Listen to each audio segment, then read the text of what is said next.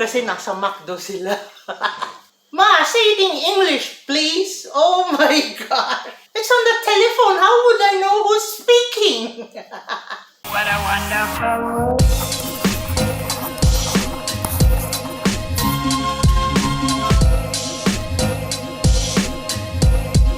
What a wonderful world. Hello, my dear friend. Here is the continuation of my adjustments. I mean, what are the practices or things that I notice here in South Africa? You know, I always compare between Philippines and here. They have some practices that it give me like a culture shock. You know, it's like, oh, this is how they do it, which I want to share with you now. Okay, number one, if you are on the road, you have to observe the traffic light, or they call it robot. You cannot see any police on the road, you know, not like us that there are police. Even if there's a traffic light already, you can still see police or what. But in here, even if there's no car crossing, you have to stop even if it's a red light, because there are cameras. Yeah, you can see, oh, there was no police, they didn't see me. But letter of demand from the traffic department will say, hey, pay this because you cross this road on a red robot. O, di ba? There's no police. Why? Kasi nasa McDo sila. They are having a coffee. No, joke. Another thing, when you are driving on the road, because you know, foreigners or like us, we have to have our own transport. You know, my husband always tell me, don't just go here, don't go there because I'm a foreigner. So I have to have my own car. You have to learn how to drive. The main transport here is taxi. That is, you know, our van in the Philippines. That is their taxi here. And a train or a bus. And the taxi, oh my gosh, the drivers are reckless. They really speed up because, you know, like us, they have the boundary. They are trying to catch the boundary. So if you are on the road, on the intersection, if you can see a car showing you what you call indicator that she's turning right or left, don't trust it.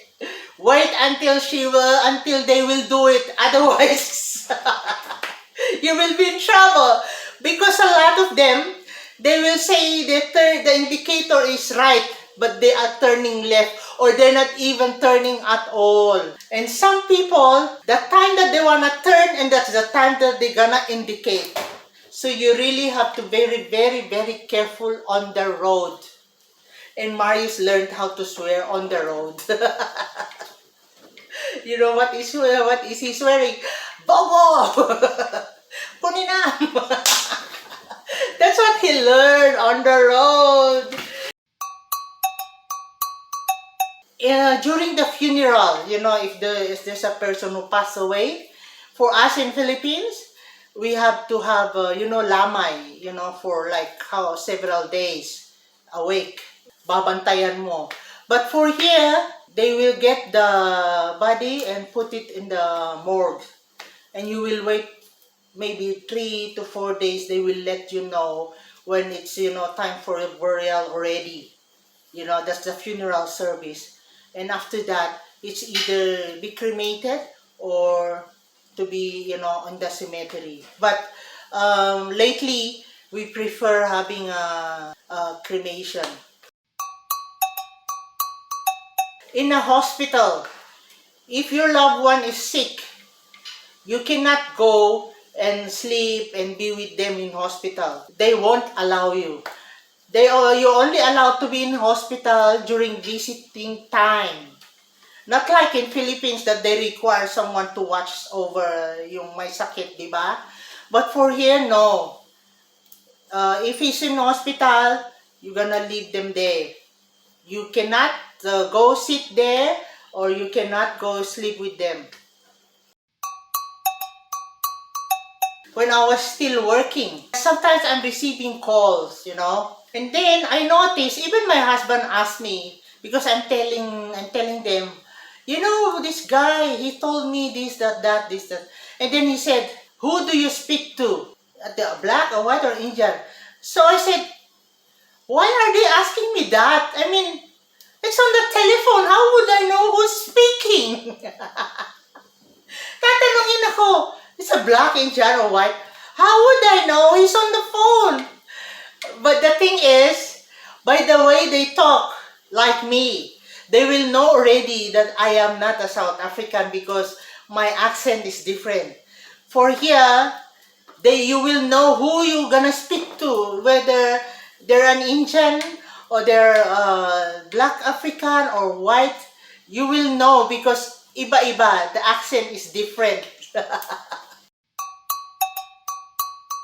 Speaking of accent, I'm 14 years here already, but I still speak. My English way is still a Filipino way. Even Christina, she's telling me, Ma, modernize your English.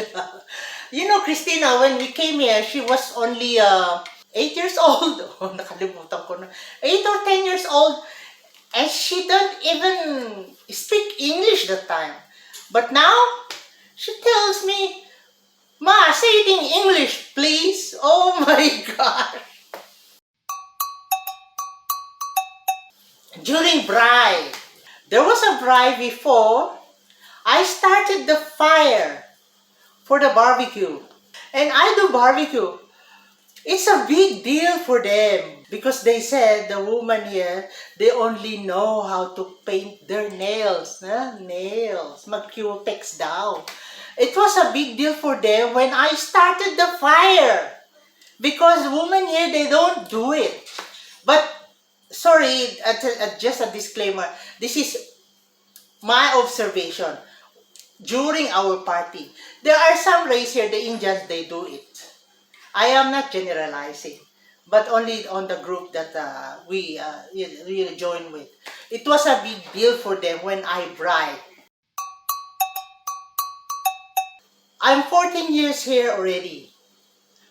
Now, I wanted to get, first time I wanted to get a cell phone contract for myself in my name. And you know what? I was rejected because I got a very poor credit score. Meaning, wala kasi akong utang. In South Africa, you can get the contract here and there as long as you got debts from other company. You have floating account, grocery account. Hindi ako sanay mangutang eh. Ngayon, I cannot get a contract because I got a very poor credit score. You see, South Africa, they want you to make utang, to make a debt so that you can get what you want.